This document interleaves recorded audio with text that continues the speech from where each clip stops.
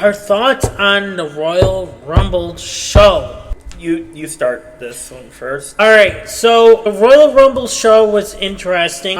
We had some decent... I feel like with my pick for the women's match, didn't appear because there was rumors, well, not rumors, there was... She hasn't came back to wrestling yet, and from the injury that she had with her finger. So I was like, you know what? I feel like she'll be in the Royal Rumble. Her return.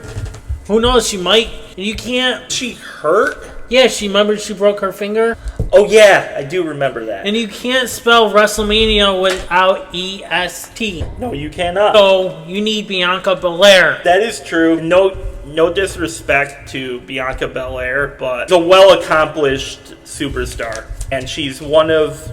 Well, she was before she got hurt. She was one of the talent that WWE was really working with over the past few years. So if she is coming back and does get a WrestleMania spot, like I feel like she's earned it. If she does come back, right, I think she might be medically cleared by maybe March, hopefully. Imagine she does. What if Liv Morgan does face Stephanie Vaquer? We could see Bianca Belair face Jade Cargill. That would be interesting. So your women's pick did not show up because you had Bianca winning. My men's prediction also did not show up. Yep, so for my women's, and when it came out with Tiffany Stratton, I was like, my pick didn't come out. I thought my pick would have been number 30. Tiffany Stratton was number 30. And I pretty much picked Tiffany Stratton. So I was like, oh look, Tiffany Stratton's my new pick. So my pick to win the night before the Royal Rumble selection, I did my picks on who I thought was going to win the Royal Rumble matches. I thought Gunther was going to beat AJ, even though I was going to be rooting for AJ in the match because I don't hate Gunther, but I'm kind of annoyed with him right now. Even though I do stand by everything I said last week or the week before, whenever we talked about Gunther. I do stand by everything. He is that dude. He is one of the best, technical wrestlers in the world right now. So all of that being said, I am just annoyed by Gunther at the moment because he retired AJ Styles. He also retired John Cena in a way that I felt was you kind of did him dirty. And he also retired Goldberg. But they're obviously building Gunther as the next legend killer character. Except, unlike Randy Orton, Gunther's doing it literally because everyone he's faced retired. Right. My men's prediction for the Royal Rumble was actually Joe Hendry. I felt like people were sleeping on him because he is a terrific athlete as well. He is someone that I was excited to see in WWE because I want to see what they do with him. I know he's on NXT at the moment. He's had some appearances on Raw and SmackDown, but he's already competed in the Royal Rumble last year. So I thought it was a surefire Well, look at Jordynne Grace. She was in the Royal Rumble when she made her debut there as well. But then she moved out. She was in TNA still, and then she moved over to NXT. Yeah, and then when she had NXT last year, when she was on NXT last year, she also competed. Right, but then moved up this year. But then moved up this year, and this was her main roster Royal Rumble. So maybe he wasn't ready in the Royal Rumble yet, or he wasn't overseas. They needed him in NXT. Probably. I think if the Royal Rumble was in America, he might have done it. Right. But yeah, I could see that. Now moving on to the women's match, I had Alexa Bliss winning it. She was a favorite of mine for a while. Yep. Obviously, her and Charlotte had the little bit at the beginning, and she got eliminated early. So I was out almost 20 minutes in. I think so. Or something like that. She was one of the first people to get eliminated on the women's side. Yeah, I feel like she's going to have a Royal Rumble victory. I am excited to see Liv Morgan win it. That was pretty cool. And I also felt Sami Zayn was going to beat Drew McIntyre. I didn't see that happening. But obviously that wasn't going to happen. My prediction is that Sami Zayn wins the WWE Championship by the end of the year. I am still on that. I'm still believing that. He will. I don't know when he will win it, but I feel like he will, earn the title by the end of the year. I feel like it's going to be a WrestleMania match because, like I said, I want to see CM Punk versus Roman Reigns. So maybe they're going to push Drew McIntyre versus Sami Zayn. That'd be alright. Sami Zayn will have a chance to make his redemption at the Elimination Chamber for #1 contendership for WrestleMania. Overall, it kind of was. It was okay. It was a decent show. With my speculation with the men's, they could have made Finn Balor in there. Yeah. They could have got rid of that skeleton dude, Laparca, whatever his name is. Why put him in there? I know. Or they had a lot of luchadors in this. Yeah. One. You had Penta, you had Rey Fenix, you had Rey Mysterio, then you had the guys from Laparca and Mr. Iguana. That's another guy you didn't need to put in there. You could have put Finn Balor in there. You had guys like Finn Balor, like Joe Hendry. You had like other people that you could easily put in. Oh, and I completely glassed over Dragon Lee. Dragon Lee also was in the Royal Rumble, and you had the 2 El Grande Americanos. Yep, that's another person. 2 Americanos. Two of them. One of them could have just never been in there. Yeah, you could have had... Now that Chad Gable is back, you could just have Ludwig Kaiser go back to being Ludwig Kaiser, right. And Pete Dunne and Tyler Bate can just go back to being themselves. But that's not going to happen. But obviously, WWE, that's not going to happen because they're making too much money with that. But...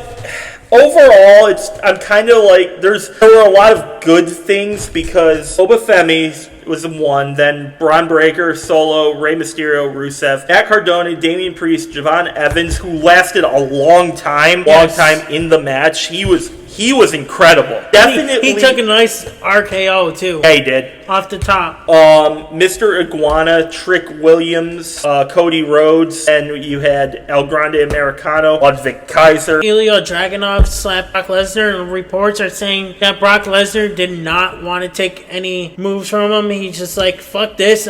I'm going to just throw him out. I don't blame him. So he was like, I'm not taking this guy over and stuff. That's what reports are saying. Hey, Brock Lesnar has been around for a while. So you had the 2 El Grande Americanos. You have Royce Keys, who we talked about. Austin Theory, Bronson Reed, Ilya Dragunov, Laparca from AAA, Dragon Lee, Logan Paul, LA Knight, who was one of my favorites, Brock Lesnar, The Miz, Rey Fenix, Jey Uso, Roman Reigns, Jacob Fatu, Penta, Randy Orton, and Gunther. Those were all of the men who competed. Pretty solid field. I think overall, kind of a disappointment not seeing names like Carmelo Hayes. Where the hell was Carmelo Hayes in this match? Right, and Jimmy Uso. Which I talked to you about was because of his DUI. Yeah. So you probably couldn't go over the countries to go. He probably couldn't, but didn't Jey Uso and Jimmy announce both of them were going to be in the Royal Rumble on Raw? I think he said he was the only one. Oh, okay. I must have missed. He said that I guess the New Day says that they were supposed to have a title run against the Usos. Oh yeah, and they never did because of that. Oh yeah, the New Day. Where was Kofi Kingston? Right. Where was Xavier Woods? And that's why I said, why put Alparca? Why did you guys have all these AAA losers in there? Where was Kofi Kingston? Where was Kofi Kingston? Had a streak like. He was in like 18 straight or something. If I'm remembering correctly, I'm pretty sure he didn't miss a single Royal Rumble till this one. I'm pretty sure. Like you also had guys in NXT that you could bring up for it. Like you could have done so much. The Hardys, I know they're TNA, but they could have also been part of this because they're under the same, they're like the partnership. Yeah, there was rumors of Jeff Hardy was supposed to debut in the Royal Rumble. Yeah, and obviously you had Chris Jericho, but again, like Chris, I don't know if or when we're gonna see Chris Jericho. I know Fozzy is on tour right now because it's February. Fozzy has a February and March tour that they're doing. Maybe that had something to do with him not showing up. Now onto the women's side. These are all the women that competed. You had Charlotte at number 1, Alexa Bliss, Kiana James, Nia Jax, Ivy Nile, Lola Vice, Candice LeRae, Jordan Grace, Becky Lynch, Sol Ruka, who lasted a long time in the women's match. I was impressed with her. They should keep her up on the main roster and just have her compete on one of the 2 shows. Like she could easily be a contender for either of the mid-card titles. Then you had Roxanne Perez, Maxine Dupree. Natalia rebranded her character to Natty, who we've all been calling Natalia over the years, but she's officially... I'll say it's that I've always called Natalia Natty short. Mm-hmm. Even in our notes, like when we used to do results and stuff, for short. So I've been referring to her as Natty for like the longest time. So to see, I was kind of okay with that because that's just who I've been referring to her as. Liv Morgan, who ended up winning, came from spot number 14. Lash Legend, Zelina Vega, Raquel Rodriguez, Chelsea Green, Julia, Io Sky. I still think Io Shirai was a better name. Asuka, Rhea Ripley, Bayley, JC Jane, Nikki Bella, Lyra Valkyria, Kalani Jordan, Kairi Sane, Brie Bella, which again shocked the living hell out of me, and then Tiffany Stratton. And I'll tell you this right now. There's going to be situations between faction and a tag team. Issues between the Judgment Day. There's going to be an issue with Kairi Sane and Asuka. I could see that. Because Asuka got eliminated on accident by Kairi Sane. So there's going to be an issue there. What about Charlotte? Because Charlotte took out Alexa. That's going to be an issue there too. I think they're gonna do something with that on this week's show. That's going to be an issue there as well. SmackDown's going to be interesting to tune in for that because especially Raw too. Raw is going to be interesting for Kairi Sane, is what's going to happen with her and Asuka. Overall, I think the women's Royal Rumble for the second straight year had the best overall field. I feel like they had the best overall field. The addition to Liv Morgan felt like she finally captured the gold because she was supposed to win it last year and she won it this year. I don't really have an issue with any of the other ones aside from maybe Charlotte, Nia Jax, Ivy Nile, and Lash Legend. Those were the ones I didn't want to win. I didn't want them to win, so I was okay with basically everything else. There was no real disappointment, no shows for me that I can think of off the top of my head. I think everyone that could have shown up there did. Maybe I'm missing an NXT superstar, but I feel like everyone that I was thinking of did show up. Oh, isn't it interesting? One I almost forgot till I'm looking at my notes here. I'm almost forgetting. Zelina Vega was there. Aleister Black wasn't in the men's match. You're right. Aleister Black didn't show up. That might be nothing, but that's interesting that he didn't. And we haven't seen him on V in a while either. I know. Since Damian Priest. Since that ambulance match. Maybe he's still banged up from that. I mean, it's an ambulance match, so he probably is banged up. But it's interesting that she made a Royal Rumble appearance, but Aleister Black didn't. Yeah, overall, like men's field, I feel like they missed some key names. Like as far as the women's match goes, last year it was the best of the 2. I feel the same. I feel like this year both Royal Rumbles were fine. The issue I have with the men's, I feel like there were guys I wanted to see that didn't show up. You can thank Triple H and TKO by putting the Triple H. You could have at least had maybe one superstar of Triple A in there. I know. Like, you had, I'm counting one, you had two AAA guys here. I think only one would have been fine. Like I said, you could have got rid of El Parca. You could have put Finn Balor in there when he wanted. What the hell? Finn Balor, ugh! Finn Balor approached Adam Pearce on Monday and Adam Pearce basically told him, like, you were competing for the World Heavyweight Championship, so it's too late for you to compete. But now I feel like it's Finn Balor attacked. A few days later, and again, I'm not saying this is what happened. Maybe there's a solid chance that he could have called him in advance. I obviously know that.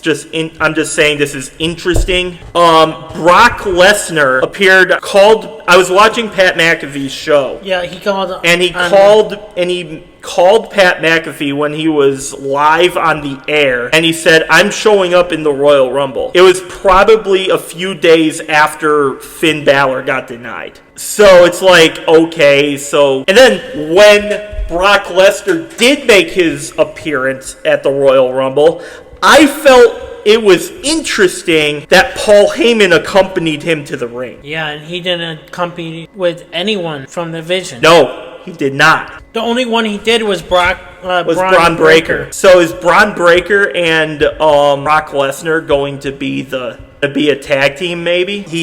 Brock Lesnar has Paul Heyman back at his side. That's interesting. Overall, I feel like I'm okay with both people winning. I feel like both of them add a new element of, like, okay, we're going to get a fresh new main event. I'm saying fresh new, but Roman Reigns has been in basically every WrestleMania event for the past, like, 6 years. Right. And you know what? Royal Rumbles is the time where fresh storylines happen too. And there's a lot of different angles they can go with off of this. Overall, even though I think we talked about a few on this podcast earlier today. Not even too long ago. Yeah. Maybe in this clip. Yeah, there's a lot of different story elements they can go. I'm interested to see how WrestleMania is going to shake up. Maybe something happens on Raw. We're going to have to all wait and see as a collective. Yep. Overall, I think this is deducted a couple points due to people that I wanted to see, but overall, I think this was a solid 7. 6 for me. Yeah, that sounds about right. There's definitely stuff in here that if they do it correctly, I could get excited for WrestleMania. But as of the moment, as it's constructed, I'm not really sure which way I lean. Like, am I happy for WrestleMania? Of course I'm going to watch WrestleMania this year. Of course. But do you want to mention the seats? Like, yes. Lightings. Oh, yes. We couldn't barely see. Yes. It looked like it was empty. It was empty. There was a segment of the stadium which they built this, which take this into account. They did build it in 20 days. They built that entire arena in 20 days. In 20 days. And then you put lights around the seatings. Right. Why?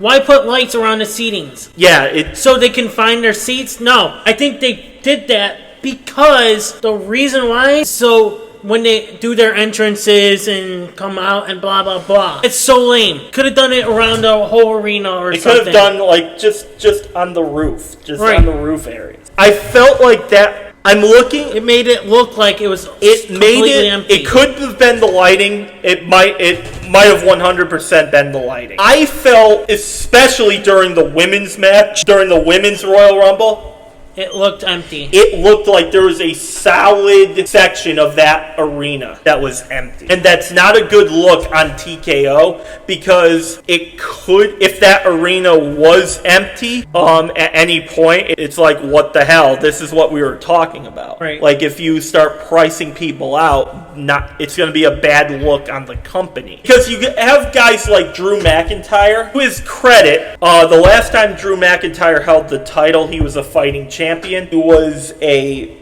good WWE champion at the time. But he was champion at the wrong time. time. Because during the time that he was champion, COVID was a thing. And so all of the arenas were empty. And he basically was busting his ass for little to no reaction. That's why they wanted to give him the belt again this year in order to... They gave him the belt before, but he lost in like minutes or something. It was like...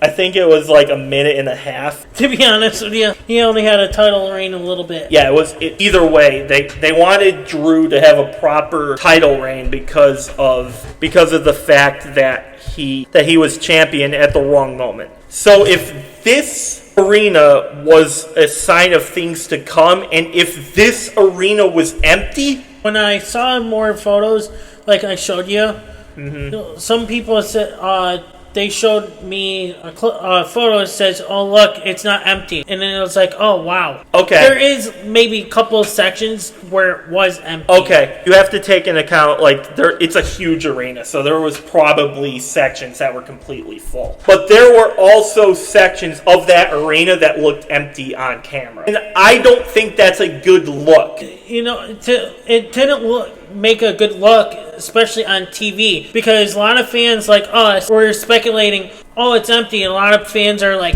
no, it's not empty. Take a look closely.